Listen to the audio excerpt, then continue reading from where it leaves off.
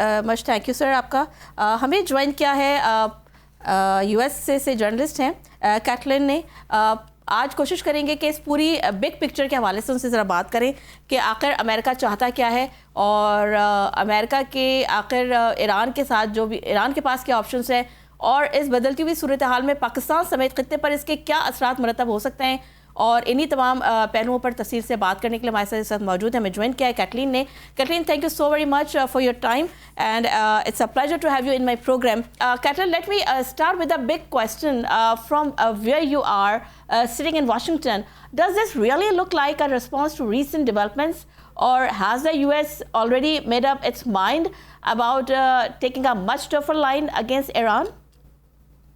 It really does look like a response because of this happening so closely to the strikes by Iran on vessels in the Strait and around the Strait that belong to our Gulf allies. This is a tactical response, not just to that, but also to the larger kind of stiff arming that has been happening. There had not been enough progress made in the MOU and some of the negotiations that needed to happen regarding nuclear.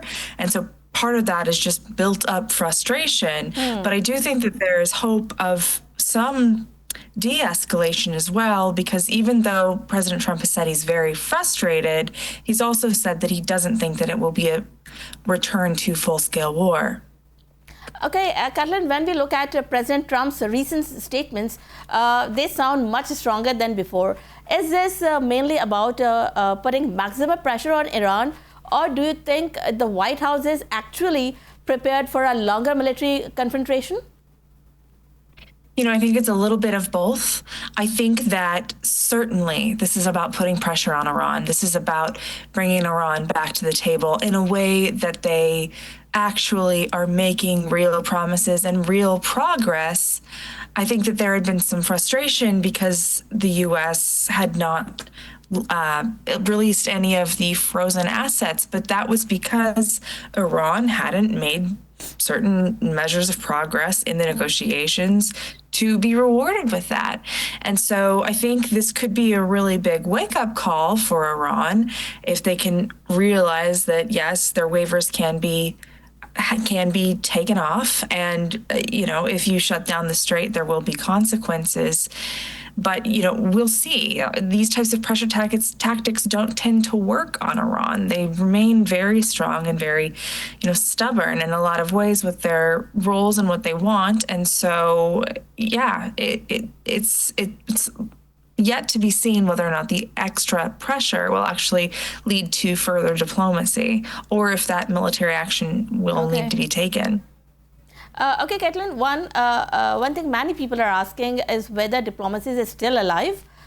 From your understanding, is there anyone in Washington is still pushing for a dialogue, or has the military option now become the preferred choice, do you think?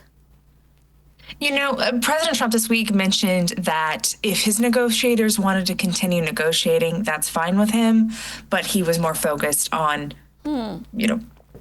focusing on the military strategy. So the fact that he's allowing his negotiators, who are very pro-diplomacy, they very much want to see this settled without escalation or return to war, he's allowing them to do that. And so whether or not Iran is still engaged, I'm not sure, but I do know that there is still a large contingent of people within the administration who want to see this end diplomatically. It's just whether or not they believe they can actually get there with Iran. Kathleen, every time tensions rise in the Strait of Hormuz, the whole world starts worrying about oil prices and the global economy. Do you think Washington is fully prepared for the economic consequences if this crisis continues to escalate? I think President Trump is, but maybe not Washington. I think that there are a lot of people in Washington who are concerned about elections and what high gas prices will do to the Republicans' chances in November. However, President Trump has said repeatedly he doesn't care about elections. He's not running. He's not on the ballot. While he would like to see his party win, he's more concerned about U.S. national security. And if he feels that, national security isn't going to be, met with these talks, then he'll take other actions.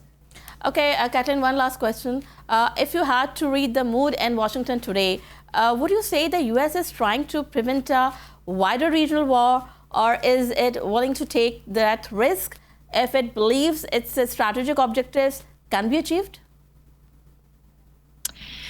If it believes that strategic objectives can be achieved, yes. I think that they are fully ready and planning out military strikes, as it has the past 2 days. There were 80 on Tuesday, 90 last night.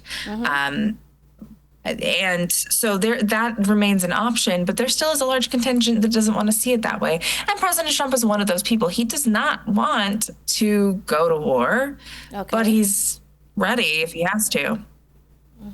Thank you so very much, Kathleen, for your time, and it was a pleasure to have you in my program. Once again, thank you so much. नाज़रीन, यहाँ लेंगे एक break से वापस आएंगे तो आपको बताएंगे कि पाकिस्तान की मुल्की सियासत के अंदर क्या कुछ हो रहा है. So let's take a short break.